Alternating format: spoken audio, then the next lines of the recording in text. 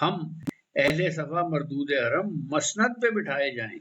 अभी हम दबे कुचले हैं, अब जमीन में पड़े हैं, मिट्टी में पड़े हैं, कोई हमें पूछता नहीं है, कोई हमें नहीं सुनता। लेकिन वो वक्त आने वाला है कि हमारी आवाज सुनी जाएगी, और जो हम पर हुक्म कर चला रहे हैं, जो हम पर जुल्म कर रहे हैं, उनका हिसाब होगा और हमें मसनद पे बिठाया जाएगा।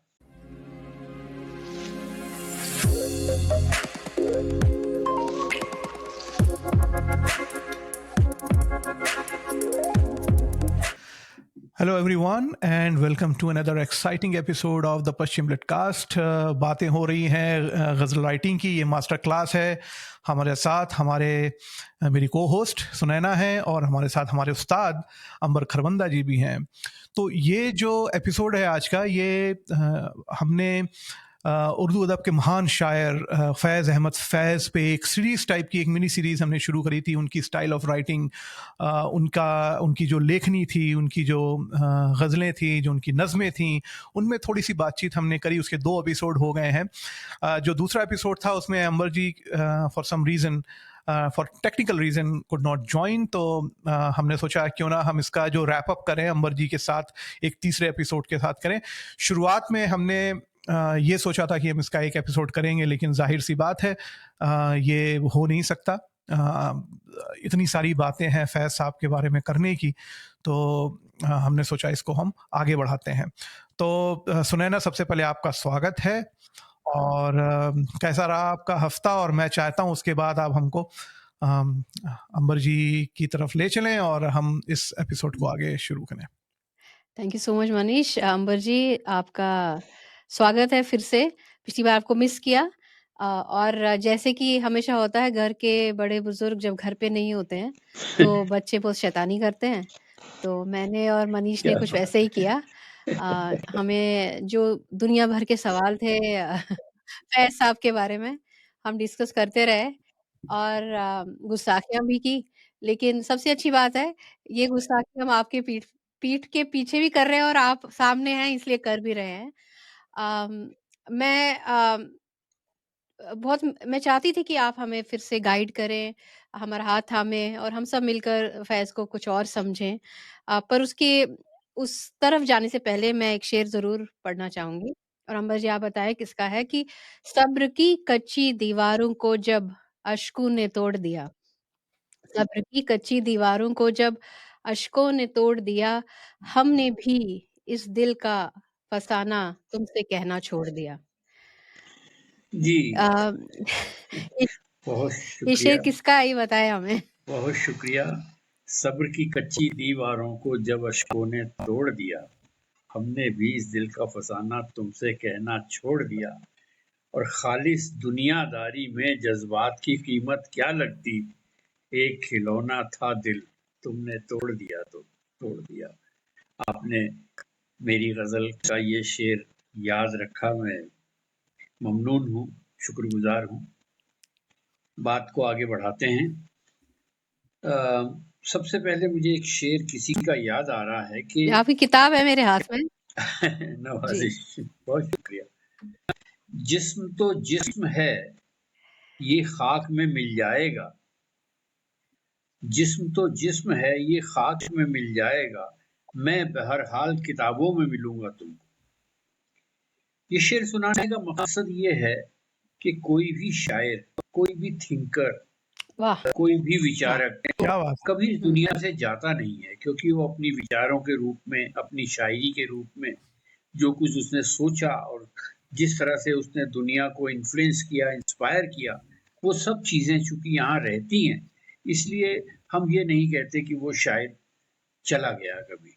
मैं आपको मोटी सी मिसाल देता हूँ कि जब हम जो दुनियावी लोगों की बात करते हैं, दुनिया में तो जो आया वो दुनियावी ही है, लेकिन हम अ, उन लोगों की बात करते हैं, जैसे हम कहते हैं कि साहब जी। मार्टिन लूथर किंग ने ये कहा था, इंदिरा गांधी ये कहती थी, गांधी जी ये कहते थे, हम इस तरह है।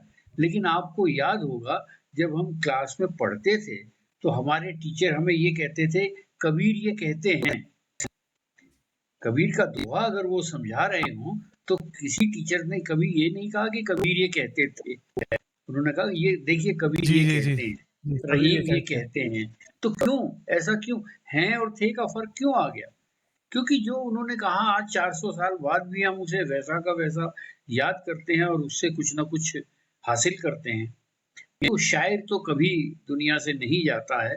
फैज़ साहब अपने वक़्त के या मौजूदा वक़्त के मैं कहूँ तो बहुत नुमायाँ और मुमताज़ हैसियत के मालिक रहे हैं। बहुत बड़ा उनका नाम रहा है और बहुत बड़ा काम रहा है। उन्होंने शायरी के जो शायरी का जो फ़ील्ड है, उसमें उन्होंने ऐसे-ऐसे जज़्बात और एहसासात दिए हैं कि वो कभी मद्धम पड़ने वाले नहीं हैं।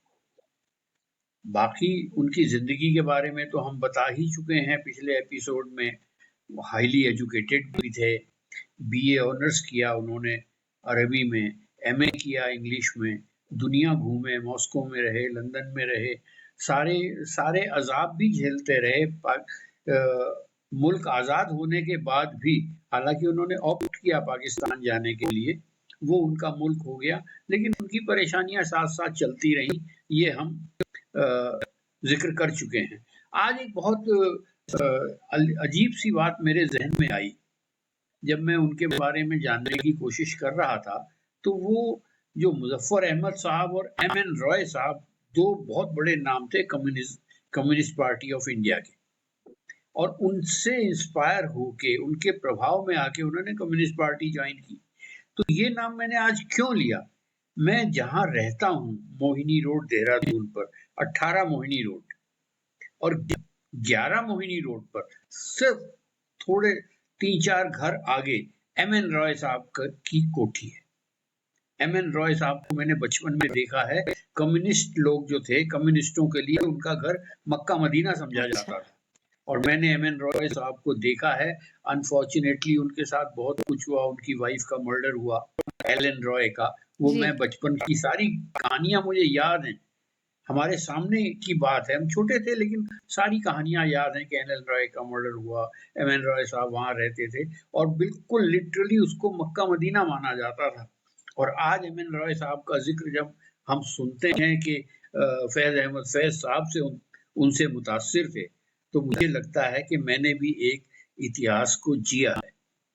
आज भी मैं कभी वो कोठी की फोटो आपको भेजूंगा। पुराने टाइप की कोठी है और 2 मंजिल का मकान है, और थोड़ा वैसी हालत में है, पुराना है, क्योंकि रॉय साहब भी चले गए और उनकी वाइफ भी चले गई। इवन जो उनके साथ जो उन्होंने इतना बुरा काम किया, एलन रॉय के साथ जो उनके मर्डर वाली बात थी, वो भी मुझे याद है कौन-कौन लोग थे। खैर वो बिल्कुल आउट ऑफ कॉन्टेक्स्ट बात हो जाएगी। मैं सिर्फ ये बताना चाह रहा था कि एमएन रॉय साहब के साथ मेरा बचपन का एक ऐसा रिश्ता रहा है, बिल्कुल पड़ोसी का। खैर अब आगे चलते हैं। फैज़ साहब की बात कर रहे हैं। फैज़ साहब ने हम बता चुके हैं जेल में भी वक़्त गुज़ारा। क्यों गुज़ारा? जेल में तो कई तरह के क्रिमिनल्स भी जाते हैं, लेकिन वो जेल में गए अपनी थिंकिंग की वजह से, जो उनकी प्रोग्रेसिव थिंकिंग थी।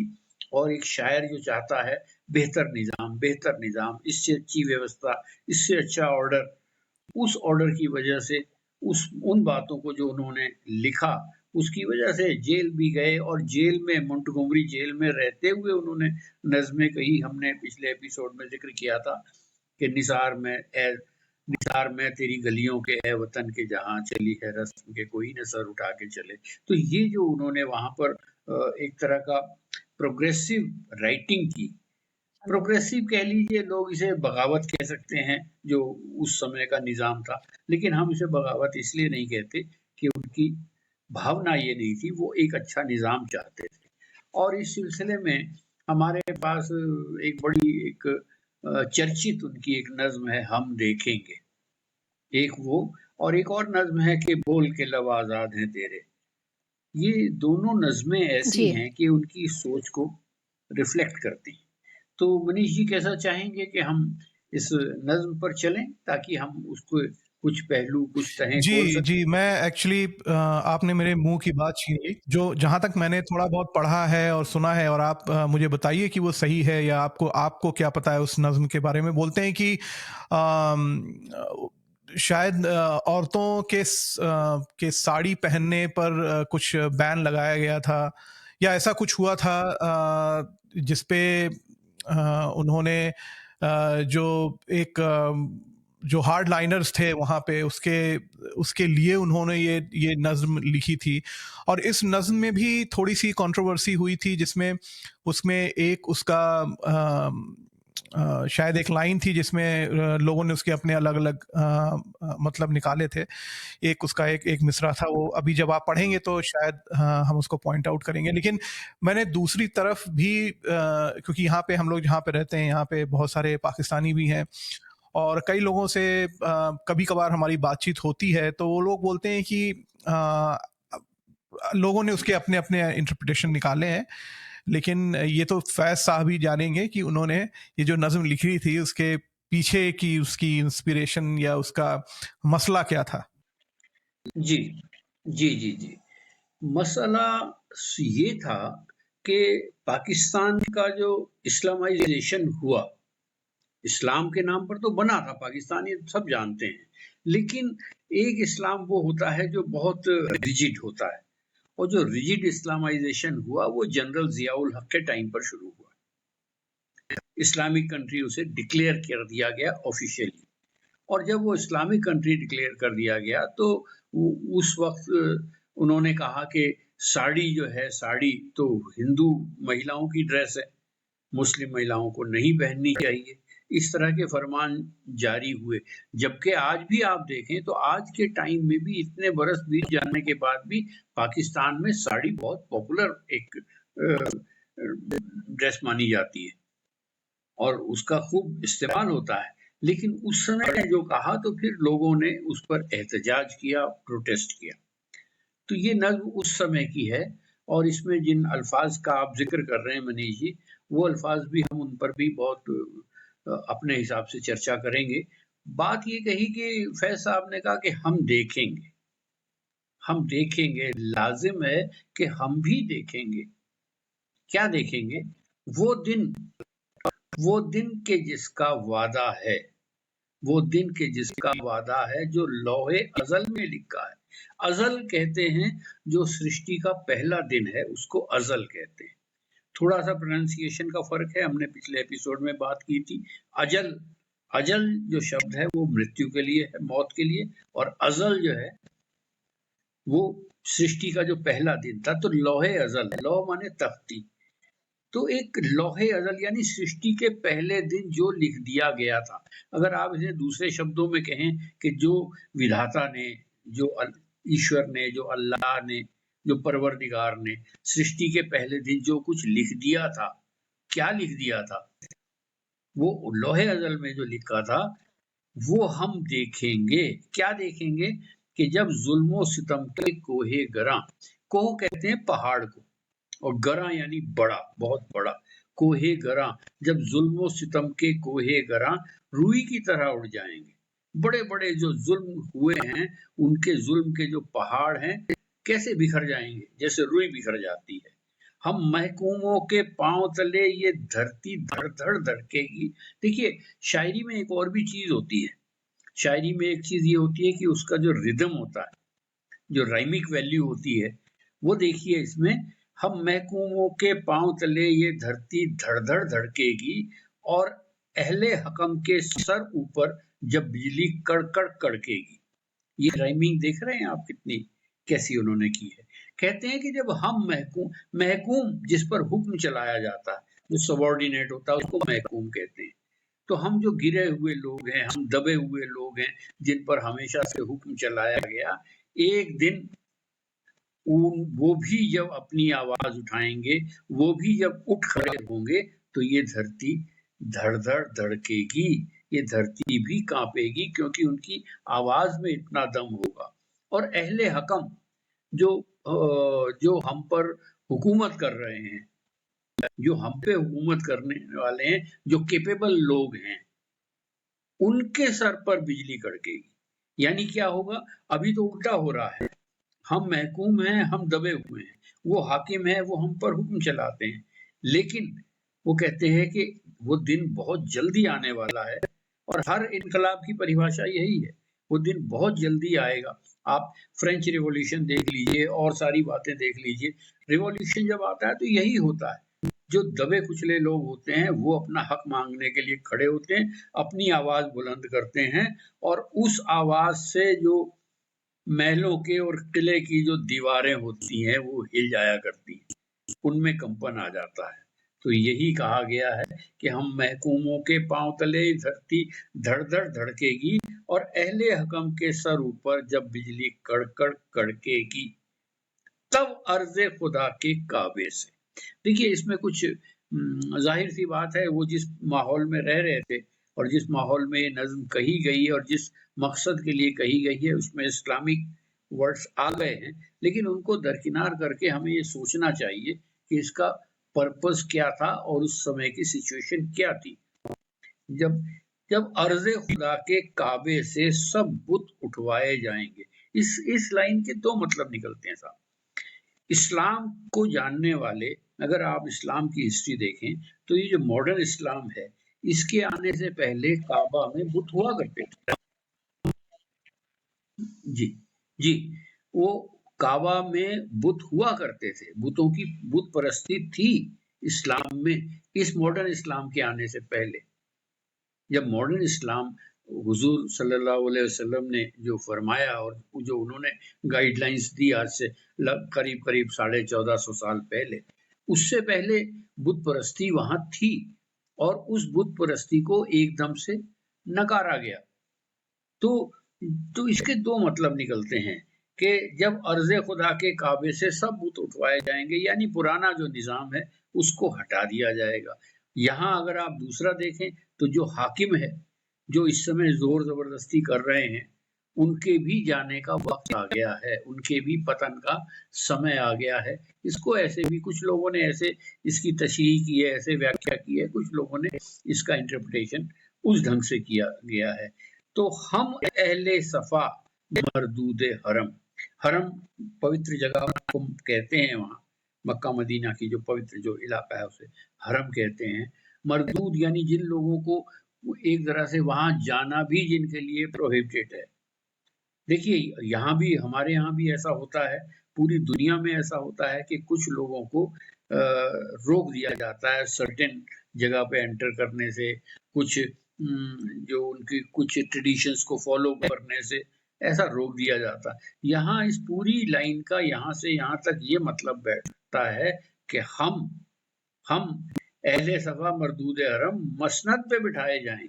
अभी हम दबे कुचले हैं, अब जमीन में पड़े हैं, मिट्टी में पड़े हैं, कोई हमें पूछता नहीं है, कोई हमें नहीं सुनता, लेकिन वो वक्त आने वाला है कि हमारी आवाज सुनी जाएगी, और जो हम पर हुक्म कर चला रहे हैं, जो हम पर जुल्म कर रहे हैं, उनका हिसाब होगा और हमें मसनद पे बिठाया जाएगा, हमें एक रिस्पेक्टेबल पोजीशन दी जाएगी, और वो हम देखेंगे। ये इनकलाब की बात है। इनकलाब ऐसे ही होता है, इनकलाब तो वही होता है जो बहुत बड़ा परिवर्तन होता है, उसे इनकलाब कहते हैं। तो काम है, जोश मलिहाबादी कहते हैं, उन्होंने बहुत अच्छी परिभाषा दी इनकलाब की। काम है मेरा तगय्युर, नाम है मेरा शबाब, मेरा नारा इनकलाबो इनकलाबो इनकलाब। तगय्युर कहते हैं चेंज, बिग चेंज। तो मेरा नारा इनकलाबो इनकलाबो इनकलाब, तो वो कहते हैं कि काम है मेरा तगय्युर, नाम है मेरा शबाब। तो जब तगय्युर होता है, बहुत बड़ा चेंज होता है, उसी को हम इनकलाब कहते हैं। तो बहुत बड़ा चेंज क्या है कि एकदम जो हाकिम है उनको हम नीचे ले आएंगे, और जो दबे कुचले लोग हैं उनकी बात सुनी जाएगी, उनको इज्जत दी जाएगी। तो इससे बड़ा चेंज क्या होगा? मसनद पे बिठाए जाएंगे, सब ताज उछाले जाएंगे, सब तख्त गिराए जाएंगे। हम देखेंगे, ये एक यकीन है पब्लिक को। और जिधर आप इशारा कर रहे थे कि बस नाम रहेगा अल्लाह का, तो ऐसा कुछ नहीं है इसमें। शायर अपनी टर्मिनोलॉजी से काम लेता है, अपनी वोकैब से काम लेता है, अपने समाज से जो उस समय प्रिवेल करती है जबान, उससे बात करता है, अपनी जबान से भी काम लेता है, और जो जबान आम आदमी को, आसपास के मुआशरे को समाज में लोगों को समझ में आती है, उसका भी इस्तेमाल करता है। अल्लाह से यहाँ मतलब है कि जो परवरदिगार है। हो सकता है वो यहाँ परवरदिगार कह देते, तो अब जैसे देखिए, हम किसी को राम राम कहते हैं या सत श्री अकाल कहते हैं या अस्सलाम वालेकुम कहते हैं, लेकिन हमारे पास एक ऐसी भी वोकैबुलरी है जिसमें ऐसा कोई टिंट नहीं आता। जैसे आप मुझसे पूछें कि अंबर जी कैसे हैं, मैं कहूँगा मालिक का करम है। तो ये मालिक कौन है? इस मालिक में तो सभी आ जाते हैं और इस मालिक को सभी इस्तेमाल कर सकते हैं इस लफ्ज़ को। अगर किसी को कोई ख़ास लफ्ज़ दिक्कत दे रहा है, तो बस नाम रहेगा अल्लाह का। जो ये लाइन आगे की 2 पंक्तियाँ बहुत अच्छी हैं, जो गायब भी है, हाज़िर भी, जो मंज़र भी है, नाज़िर भी। नाज़िर लफ्ज़ बना है नज़र से। नाज़िर यानी देखने वाला, दृष्टा, है ना? जब अभी ये जो हमारा प्रोग्राम है ना, इसको 2 तरह की हम कह सकते हैं, सामईन जो इस प्रोग्राम को सुन रहे हैं, नाज़रीन जो इस प्रोग्राम को देख रहे हैं। नज़र से बना है। तो जो अल्लाह जो गायब भी है, हाज़िर भी। गायब इसलिए है कि उसको किसी ने देखा नहीं है। हाज़िर इसलिए है कि उसके होने के तो सबूत सब आस-पास मौजूद हैं। हम पूरी कायनात को देखते हैं, तो कोई ना कोई तो इसका क्रिएटर होगा ना। और मंज़र भी है, नाज़िर भी। मंज़र भी वही है, देखने वाला भी वही है, दृष्टि भी वही है और दृष्टा भी वही है, अगर मैं इसको दूसरे शब्दों में कहूँ तो। तो वो बस उसी का नाम रहेगा, उसी का राज चलेगा और जब उसका राज होगा, जब उसका नाम रहेगा, तो फिर कोई बड़ा, कोई छोटा, कोई महकूम, कोई हाकिम नहीं रहेगा। ये इसके कहने का जिस्ट है, ये मतलब है। और फिर आगे वो कहते हैं कि जो गायब भी है, नाज़िर भी, उठेगा अनल हक का नारा। अनल हक का नारा जब दिया गया, हिंदी में इसे अहम ब्रह्मास्मि कहते, मैं ही हक हूँ, मैं ही सत्य हूँ। जब ये कहने की हिम्मत की गई, तो ये हिम्मत करना कोई मामूली बात तो थी नहीं। उनका जो अंजाम हुआ सुकरात का, वो भी आपको मालूम। उठेगा अनल हक का नारा, जो मैं भी हूँ और तुम भी हो, और राज करेगी खल्के खुदा। खल्क कहते हैं जनता को, पब्लिक को। मखलूक भी कहते हैं, खल्के खुदा, जो क्रिएशन है, जो आम लोग हैं, जो खुदा के बनाए हुए, यही राज करेगी। आम आदमी का राज होगा, जो मैं भी हूँ और तुम भी हो। फैज कहते हैं कि जो मैं भी हूँ वो तुम भी हो, और ये जो महकूम है, महकूम जो हाकिम है और महकूम है, ये जो दो रिश्ता जो बना रखा है, ये खत्म होगा, क्योंकि महकूमों को बहुत दबाया गया है, बहुत जुल्म किए गए। अब वो वक्त आ गया है और हम देखेंगे, और लाजिम है कि हम भी देखेंगे। ये भी उन्हें उतना इस इनकलाब के आने पर इतना यकीन है कि हाँ, हम भी देखेंगे, ये होने वाला है, सब कुछ उलट पुलट होने वाला है, क्योंकि बहुत हो गया अति हो गई। और इनकलाब आता तभी है जब अति हो जाती है। तो इसमें नज़्म में सारी बातें इनकलाब से रिलेटेड हैं, उससे संबंधित हैं, और एक उम्मीद है कि ऐसा होगा। आपने बाकी इनकलाबात का मैंने हल्का सा जिक्र किया है। दुनिया में जहाँ कहीं भी इनकलाब आया है, तो पूरी व्यवस्था एकदम से बदल दी गई है, अपसाइड डाउन, या जैसा भी आप नाम दे सकें उसे, वैसा हुआ। जी सर। बहुत बढ़िया अंबर जी। मैं ये बोलूँगा कि ये थी इस नज़्म की बात। जी, एक समय था कि टीवी पे इतनी डिबेट चली थी इस नज़्म को लेकर। मैं ये बोलूँगा कि वो सारी डिबेट एक तरफ, और हम देखेंगे का ये एक्सप्लेनेशन मिश्रा भाई मिश्रा एक तरफ। बहुत बहुत शुक्रिया आपका, जो आपने इतने अच्छे से हम लोगों को एक एक शब्द, मिसरे सारे का, अल्फाज एक इतने मिसरे अच्छे से हाँ। आपने समझाया। बहुत बहुत बहुत शुक्रिया आपका। अंबर जी, मैं ये ज़रूर कहना चाहूँगी कि अम, मैं सम ये जो आप समझा रहे थे और मैं पढ़ भी रही थी, मैं समझ सकती हूँ कि वो कन्फ्यूजन्स कहाँ से आ सकते थे। और मुझे खुशी है कि आपने उसे हमें समझाया। लेकिन मैं ये भी ज़रूर कहूँगी कि अगर कन्फ्यूजन भी था लफ्ज़ों में, और लग भी रहा था कि ऑफेंसिव लग रहे हैं। पर ये भी तो हम देखें कि ये बोल कौन रहा है? और जो बोल रहा है उस कॉन्टेक्स्ट में लें तो हम उसे थोड़ी गुंजाइश दे सकते हैं कि maybe there is another layer to it. उस कॉन्टेक्स्ट में किसके लिए लिखा गया है, इसका ट्रिगरिंग इंसिडेंट क्या था, किस माशरे के लिए लिखा गया था, उनके लिए उनको समझाने या उनके से गुफ्तगू करने के लिए कौन से लफ्ज़, कौन से रेफरेंसेस कौन-सी शब्दावली यूज़ की जाएगी, वो अगर हम सामने रखें तो कई बार हम इमीडिएटली जो अम एक जो एक कल्चर बना है कि रिएक्टिव कल्चर, उससे हट के थोड़ा-सा हम रिफ्लेक्टिव कल्चर की ओर चले जाएँ। तो मुझे ऐसा लगता वैसे तो हम फैज़ साहब की बात कर रहे हैं, बहुत बड़ा नाम है और लेक लेकिन मैं आपको बताऊँ अभी जो सुनैना जो बता रही थी बात, जो समझ रही थी, जो आप भी समझ रहे हैं और जो जहाँ पर बात हमारी शुरू हुई कंट्रोवर्सी पर, अभी पिछले हफ़्ते मैंने भी एक्सपीरियंस की ये बात। पिछले ही हफ़्ते मेरी एक नज़्म है जो मैंने बेटियों पर कही है।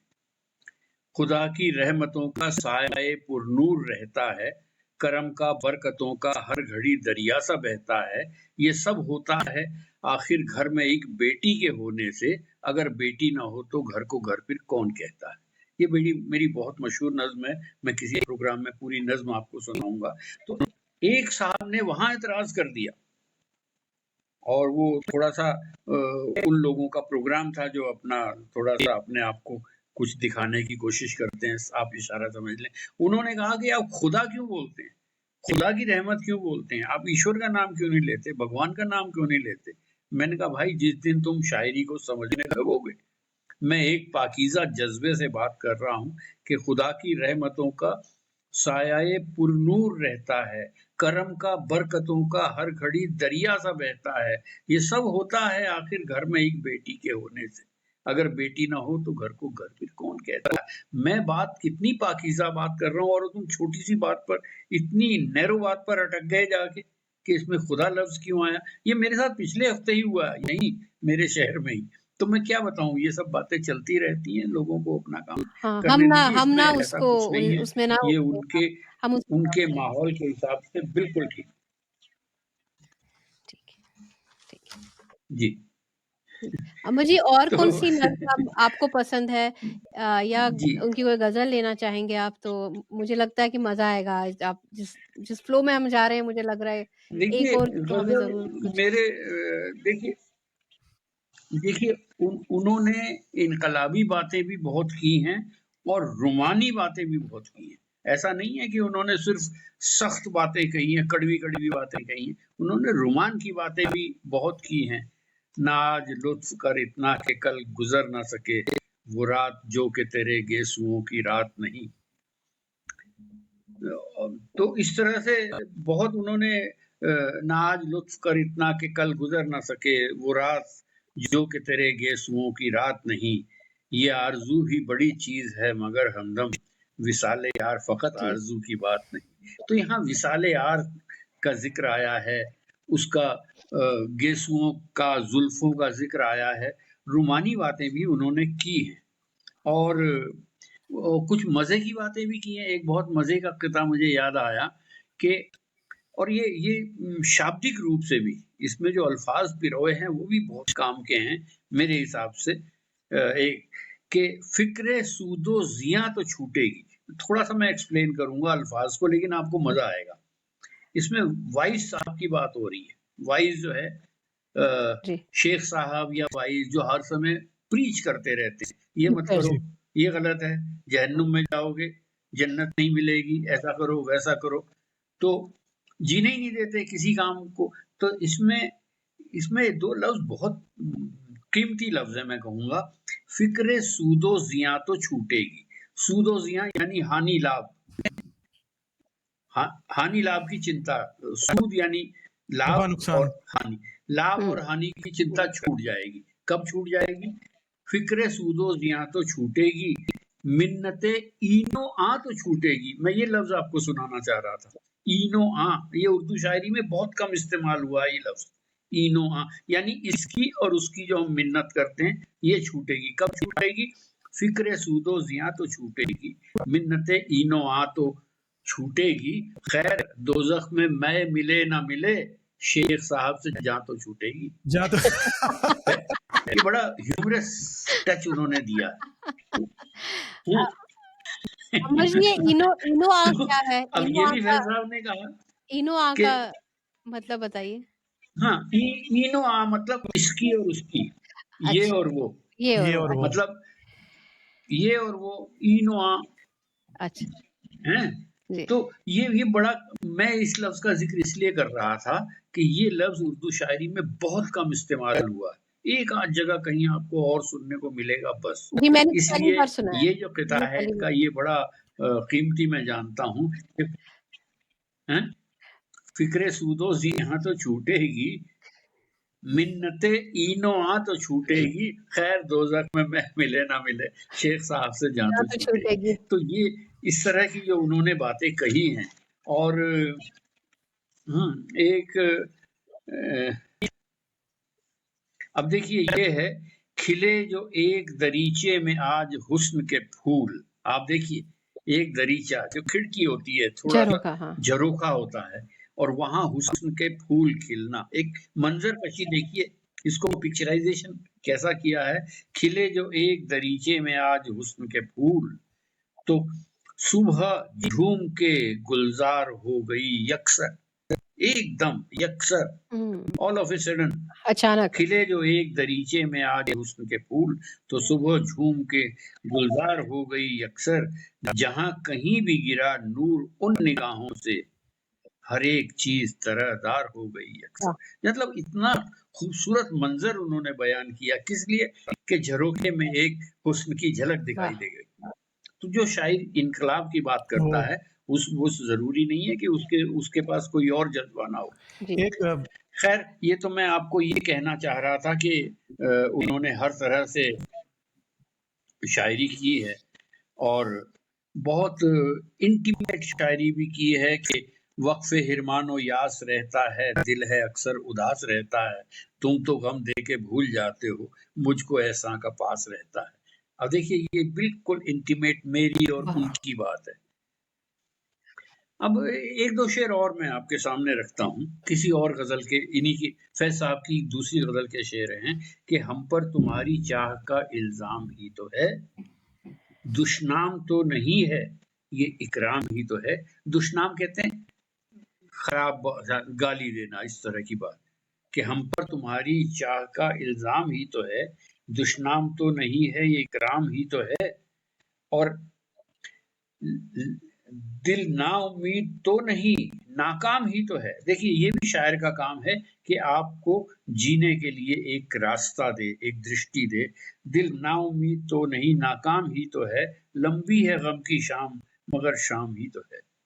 ये भी देखिए, हम इनकलाबी शायरी से हमने शुरुआत की थी। ये बिल्कुल इशारा उसी तरह का है, लंबी है गम की शाम मगर शाम ही तो है। एक ऐसे माहौल में जहाँ शायर का दम घुट रहा है, कुछ कहने के लिए वो गए, तो वो इशारों में ही ऐसी बात कह सकता है कि जैसे हम पहली नज़्म में कह रहे थे ना कि हम देखेंगे, यानी वो वक़्त आएगा। यहाँ भी वही बात है, लंबी है गम की शाम मगर शाम ही तो है। और तीसरा शेर इसका मुझे याद आ रहा है कि दस्ते फलक में गर्दिशे तकदीर तो नहीं, दस्त कहते हैं हाथ को, फलक कहते हैं आसमान को, यानी भाग्य को। भाग्य भी कहा जाता है, उसको भी फलक कहा जाता है। दस्ते फलक में गर्दिशे तकदीर तो नहीं, गर्दिश गर दस्ते फलक में गर्दिशे तकदीर तो नहीं, दस्ते फलक में गर्दिशे अय्याम ही तो है। अय्याम अय्याम आप समझते हैं, डेज, दिन, दिन का डे का प्लूरल है अय्याम। तो फैज क्या कह रहे हैं, फैज कह रहे हैं कि दस्ते फलक में, किस्मत के हाथ में, यूं समझिए कि गर्दिश अय्याम तो है, यानी जो वक्त की जो गर्दिश है वो तो है, वो तो हम मानते हैं, लेकिन गर्दिश तकदीर नहीं है उसके बस में। ऐसा नहीं है कि ये वक्त जो है, जो हमारा खराब वक्त चल रहा है, ये हमेशा ही चलेगा, क्योंकि दस्ते फलक में ये उसके बस की बात नहीं। कुछ दिन के लिए, जैसे कहते हैं ना कि साहब बुरा वक्त नहीं रुकेगा, ऐसा होगा, ऐसी हम उम्मीद पाले बैठे हैं, ये होगा, ज़रूर होगा। एक उम्मीद का शेर है कि दस्ते फलक में गर्दिशे तकदीर ही तो है। दस्ते फलक में गर्दिशे तकदीर तो नहीं, दस्ते फलक में गर्दिशे अय्याम ही तो है, लंबी है गम की शाम मगर शाम ही तो है। तो ये भी उनकी शायरी का एक रंग उसी से मिलता जुलता, जहाँ फैज जो है आपके जहन पर, आपके दिल में वो रोशनी छोड़ के जाते हैं कि जहाँ आप इस दुनिया में जितनी गर्दिशें हैं, जितनी वक्त की गर्दिश है, जितने आप जो हालात आपको परेशान कर रहे हैं, वो हालात बहुत दिन नहीं टिकेंगे, इसकी तरफ फैज इशारा करते हैं। करीब करीब हर नज्म में उनकी और हर गज़ल में इस तरह का है। हालांकि मैं अभी जैसे कह रहा था कि रूमानी शायरी भी उन्होंने की है, ऐसा नहीं है कि एक ही लाइन पर वो चले हैं। इसलिए ये बातें फैज को जी। बड़ा बनाती, फैज को इसीलिए ये बातें बड़ा शायर बनाती हैं कि उन्होंने फिक्र के, हमारे सोच के जो मुख्तलिफ रंग हैं उनको हमें दिखाया है। जी मेरे जी। ख्याल से हम लोग अपने एपिसोड के अंत की तरफ इस एपिसोड के अंत की तरफ बढ़ रहे हैं और इससे अच्छा कंक्लूजन फैज़ साहब का हो नहीं सकता था।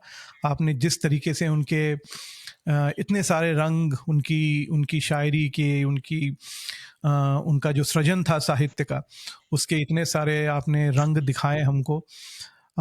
ये पिछले एपिसोड में मिसिंग था और हमें पूरा विश्वास था कि जब आप हमको वापस ज्वाइन करेंगे तो ये सारे रंग हमको देखने को मिलेंगे और इस इंद्रधनुष के साथ हम इस फैज़ की इस सीरीज को ख़त्म करेंगे। फैज़ को अंबर जी ने जब समझाना शुरू किया, वहाँ से लेकर अब तक, हालाँकि मैं फैज़ को अ, पढ़ती रही हूँ, सुनती रही हूँ, पर मुझे लग रहा है कि एक ये बहुत ही अच्छी एक्सरसाइज़ थी, क्योंकि हमें थोड़ी और समझ आने लगी। और आपने जो अंबर जी कहा कि कुछ लोग जो हैं उनके बारे में हमेशा हैं कहते हैं, वो कहते हैं। तो शायद फैज़ उसी कैटेगरी में है, और इसका बड़ा सबूत ये है कि आज भी चाहे वो कोई प्रेमी हो, इनकलाब करने वाला कोई सोशल वर्कर हो, या फिर ज़िंदगी के मसलों के हल ढूँढने वाला कोई इंसान, मिडल एज पर्सन या ओल्ड पर्सन या यंग पर्सन, कहीं न कहीं फैज़ के लफ्ज़ों में अपने लिए राहत या अपने लिए चाहत उनको मिल जाती है। तो फैज़ हैं और फैज़ हैं। हाँ, मैं उनकी एक, जो उन्होंने दुनिया के पाखंड की तरफ इशारा किया है, वो मैं बताना चाह रहा हूँ। उन्होंने कहा कि मैख़ाने की रौनक है कभी खानक़ाहों की। खानक़ाह कहते हैं जो दरगाह होती है, जी। इबादत की जगह होती है, और मैख़ाना तो आप समझते हैं। मैख़ानों की रौनक है कभी खानक़ाहों की, अपना ली हवस वालों ने जो रस्म चली है, दिलदारिये वाइज़ को हम ही बाकी हैं वरना। ये सुनने वाली बात है। दिलदारिये वाइज़ को हम ही बाकी हैं वरना, अब शहर में हर रिंदे खराबात वली है। बड़ा पवित्र है, जो शराबी है वो सारे के सारे बहुत पवित्र हैं। वाइज़ साहब के लिए बस हम ही बचे हैं, हम ही को ठोकते रहते हैं, हम ही को सुनाते रहते हैं। तो ये भी फैज़ साहब की शायरी का एक बहुत खूबसूरत पहलू रहा। बहुत अच्छा लगा आज के एपिसोड जी, में मुझे बहुत आपसे। बहुत ही जी। पावरफुल था। बाकी जो राय जी, होगी शुक्रिया। नाज़रीन और की होगी और जो लोग हाज़रीन की हमको होगी देख रहे हैं, और सुन रहे सामीन हैं, आपको इसी तरीके के जो नगीने हैं हिंदी साहित्य के, उर्दू अदब के, आपको हमारे इस चैनल पे मिलेंगे। तो आपसे फिर हम मिलेंगे अगले ऐसे किसी एपिसोड के साथ, ऐसे ही किसी नगीने के साथ। नमस्कार।